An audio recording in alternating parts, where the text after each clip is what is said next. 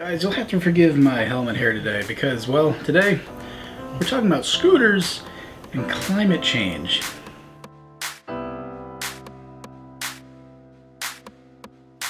See, climate change has always been a very hot button topic here, at least in the United States, but also abroad.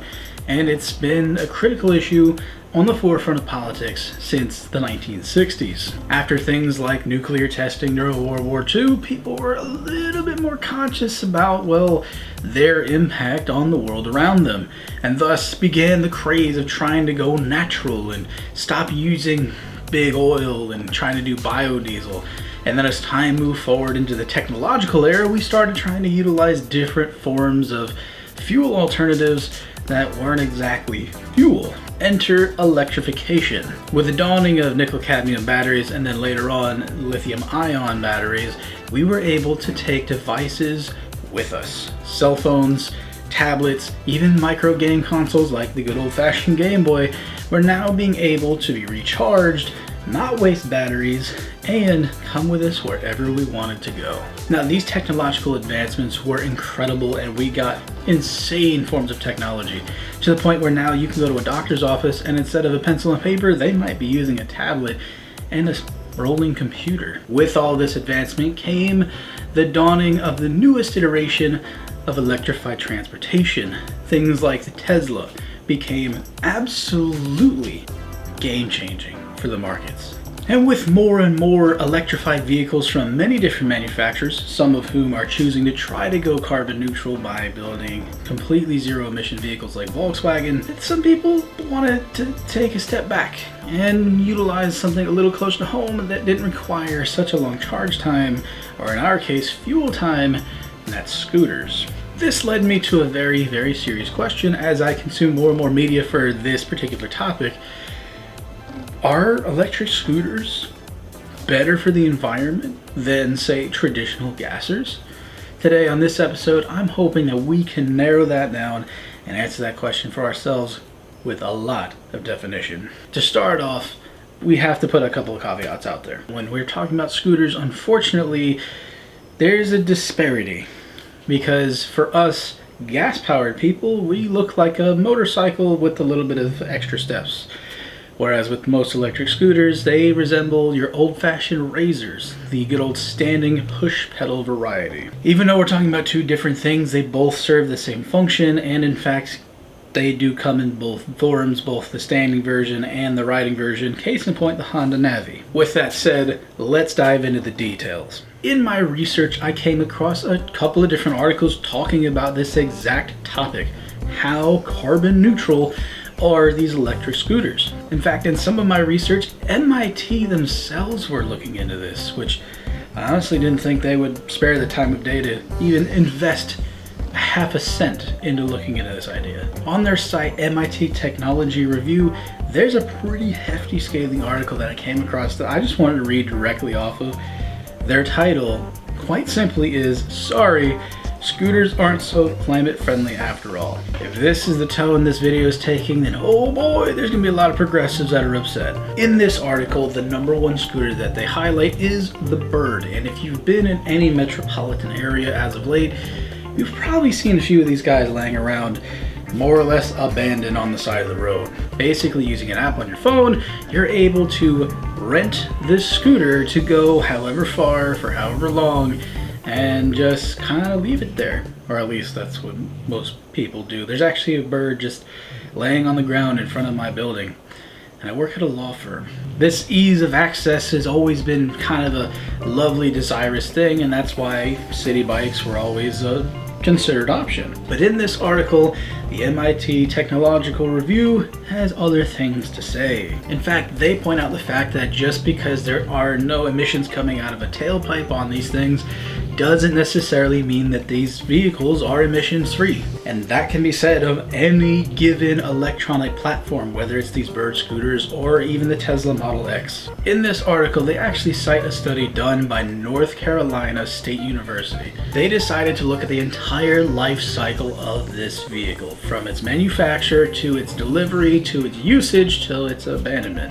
To quote the article, the study concludes that dockless scooters generally produce more greenhouse gas emissions per passenger mile than a standard diesel bus with high ridership, an electric moped, an electric bicycle, a bicycle, and of course, a walk. The paper found that scooters do produce about half the emissions of a standard automobile, around 200 grams of carbon dioxide per mile, compared with 415. Again, it's hard to believe that an electric vehicle would have any sort of emissions, but you have to realize the start to finish of just making the vehicle and also how you power said vehicle. Unfortunately, most places that sell these vehicles, or at least advertise them on the street corner, aren't telling you that you're still getting your power from most likely dirty sources. Until people start realizing that nuclear power really is one of the best and safest options around, we're unfortunately still going to have people burning charcoal,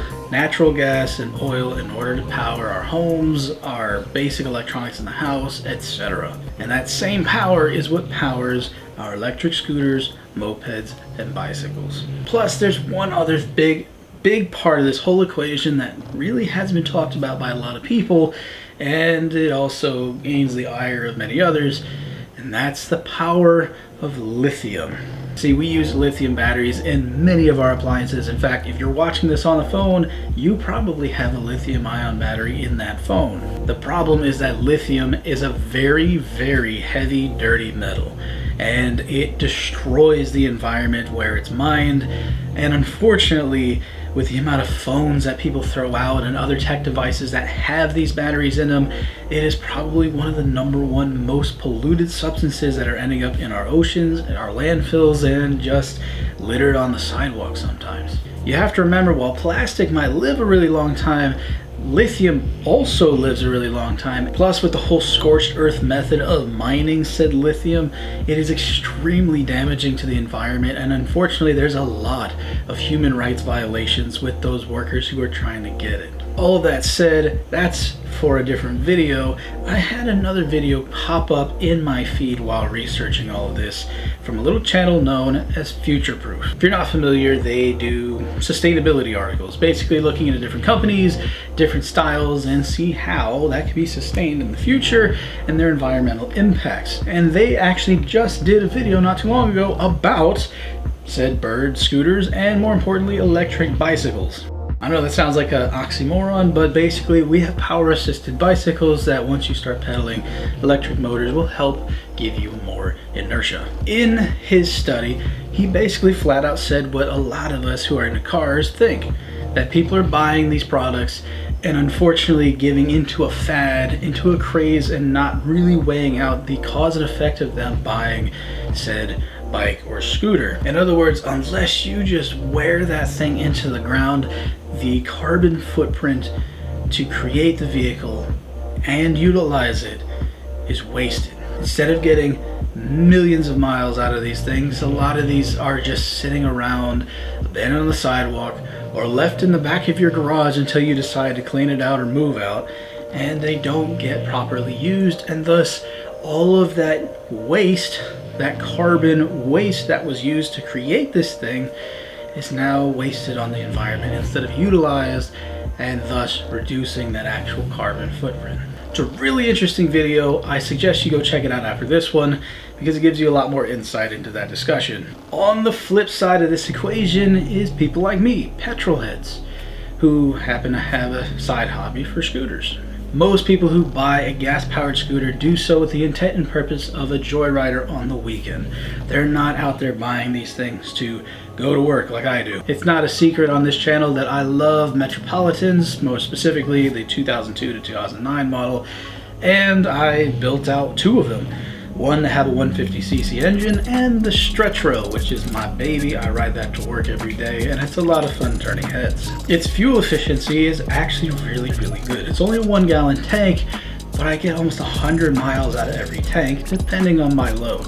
Instead of spending $60 to $70 every week driving the Evo to work, I'm spending $6, and I can almost go 2 weeks without filling up gas. All of that said, I'm not nearly as wasteful as some of these other electric vehicles in the sense of how they get their power to move and how they're built. Sure, my vehicle was made, well, 20 years ago probably, and it's had its fair share of carbon impact on the environment, but the difference is I use it just about every day, and the amount of carbon emissions coming out of my tailpipe isn't actually that high because I use heavily ethanolized fuel in my moped. But the truth is if that car is producing 415 grams of carbon dioxide given in that 1 mile, I'm probably doing even less than that given how little fuel I actually use to go that said mile.